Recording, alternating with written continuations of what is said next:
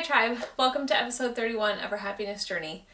I've been gone off this YouTube journey for about a couple weeks, and I just didn't know how to come back, and I wanted to kind of talk about it with you today.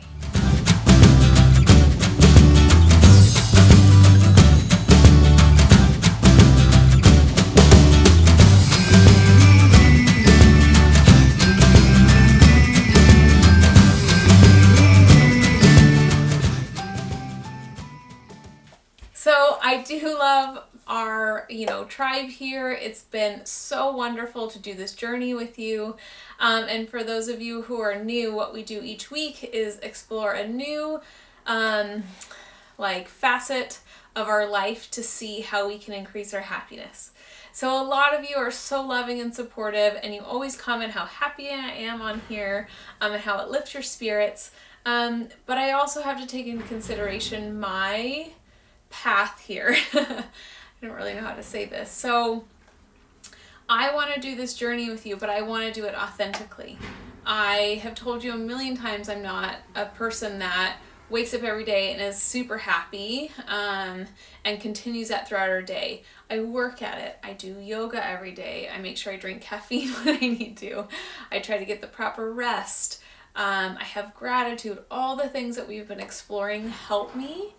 But when something like death happens, I'm human too, and I have sadness, and I didn't know how to come on here sad, because it seems like a lot of you say, you're so happy, thank you for being so happy, but I couldn't be during that time, and I felt like if I was sad, I was disappointing you. So that's why I've been gone for so long. Thank you for my patience. Thank you for your patience.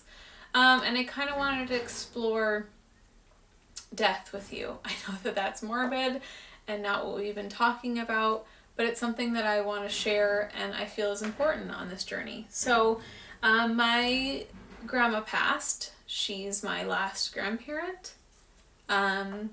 She meant a lot to me. She was around when I was little.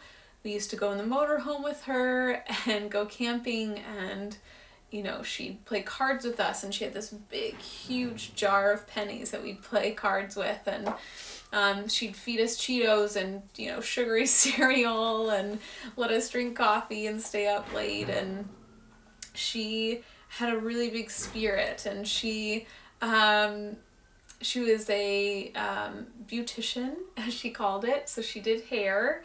And she touched so many people's lives with that. She even did that when she moved to Arizona from Omaha, Nebraska, and opened her own shop in her home. And she's always had it in her home so that she can watch her kids as well as work. And I always looked up to her and thought she was a strong female role model. And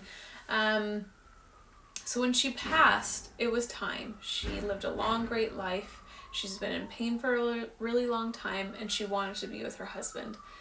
So this is really personal for me. Again, another reason I didn't know how to come on here. I didn't know how much to share with you and not share with you, but this is my journey, and I am sharing it with you because I feel like there might be somebody else out there going through the same thing, and if I can help in any way with this video at all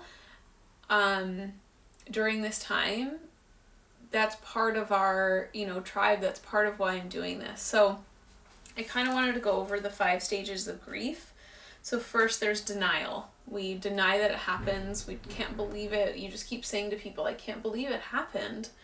Then there's anger. You're mad because you didn't say bye, because you had a tumultuous relationship, because they were too young, whatever the reason. Then there's bargaining, and this might happen, during or after, but it's like, if they don't die, then I promise I'll go to church, or if you let them live a little bit longer, I'll be nice to everyone I see. And then there's depression, where the sadness sets in and you don't want to be alone and you try to avoid it and you're just sad. And finally, there's acceptance. And saying that they're in a better place and they're feeling better and they're not in pain and they're with people that they love. And these stages happen over and over again. They're not linear. and you can express them at different times, all at the same time, all on the same day, or in different months. But know that they do pass. And I think part of our happiness journey is maybe accepting the times in life that are hard. Moving, divorce, and death are one of the 3 hardest things you can do as an adult. And so maybe just accepting that you have to move through each stage and move through each part, and knowing that at the end there will be acceptance. And there are, times where you feel light about it and happy about it, and know that I'm here for you. If you need someone to talk to, please comment below, and I'm here. Please reach out to someone.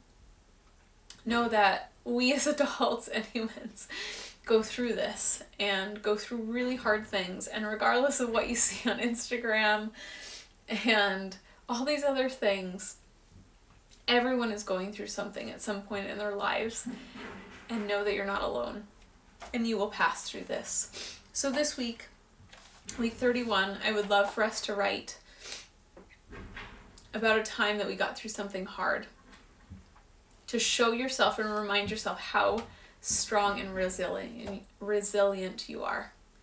Okay, tribe, thank you for listening, and I will see you next week. Bye.